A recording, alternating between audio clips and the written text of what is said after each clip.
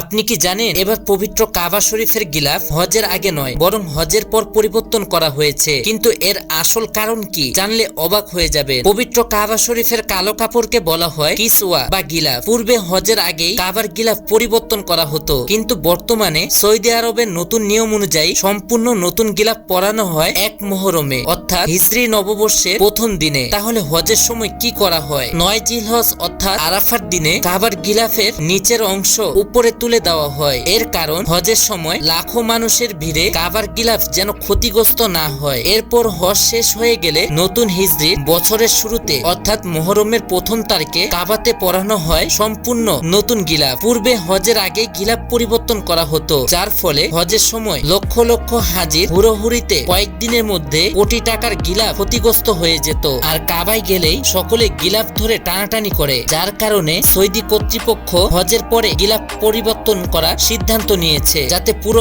1 বছর পবিত্র কাবার গিলাফটি পরিষ্কার পরিচ্ছন্ন এবং সুন্দর থাকে। তো বন্ধুরা, সৌদি আরবের সিদ্ধান্তটি আপনাদের কাছে কেমন লেগেছে?